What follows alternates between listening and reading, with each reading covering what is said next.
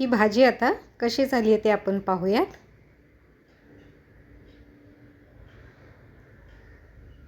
वा, मस्त, एकच नंबर। नमस्कार, रोहिणीज रेसिपी मराठीमध्ये सगळ्यांचं पुन्हा एकदा स्वागत। आज आपण मस्त अशा पनीरची रेसिपी करणार आहोत, जो तुम्ही ब्रेड बरोबर किंवा पोळी बरोबर सुद्धा खाऊ शकता। चला तर मग आता आपण रेसिपी सुरू करूया।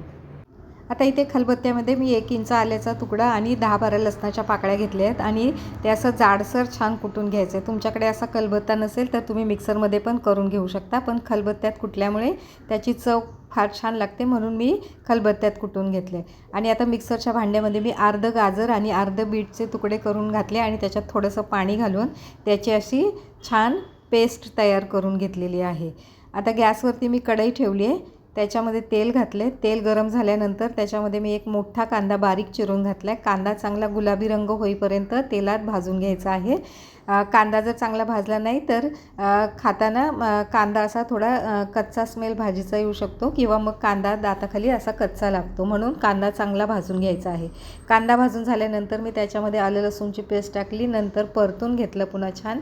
आणि आता एक मोठा टोमॅटो बारीक चिरून घेतला आहे, तो सुद्धा त्याच्यामध्ये घातला आहे आणि टोमॅटो छान मऊ होईपर्यंत तेलात परतून घ्यायचा आहे। टोमॅटो परतून झाल्यानंतर 1 टीस्पून जिरे पावडर, 1 टीस्पून धने पावडर, 1 टीस्पून गरम मसाला पावडर, 1 टीस्पून लाल मिरची पावडर आणि अर्धा टीस्पून हळद घातली आहे। आणि आता हे छानपैकी असं तेलामध्ये परतून घ्यायचं आहे।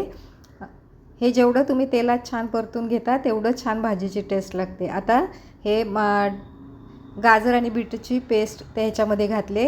ह्याच्यामुळे काय होतं, एक भाजीला कलर पण छान येतो आणि आपण जी ही भाजी बनवणार आहोत ती पौष्टिक पण होते, म्हणजे मुलांच्यासाठी घरातल्या सगळ्यांसाठी एक हेल्दी भाजी होऊन जाते।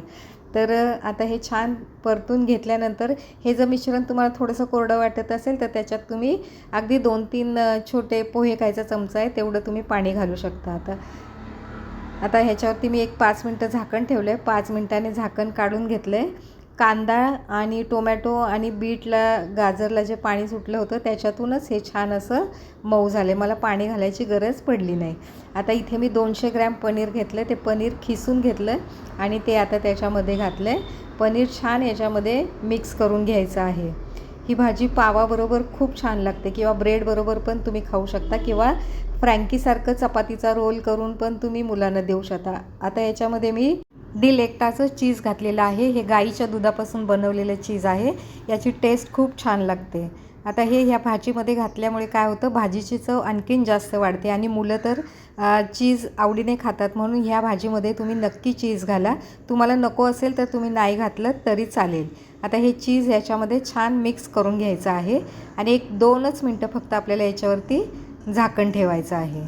आता 2 मिनटांनी मी हे झाकण काढून घेतले आणि त्याच्यावरती छान अशी कोथिंबीर घातलेली आहे।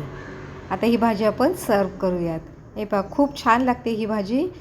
याचा तुम्ही फ्रँकीसारखा रोल करून मुलांना देऊ शकता, चपातीमध्ये मस्त रोल करून तुम्ही देऊ शकता। मुलं अगदी आवडीने खातील किंवा पोळीबरोबर किंवा ब्रेडबरोबर किंवा पावाबरोबर पण तुम्ही ही भाजी खाऊ शकता।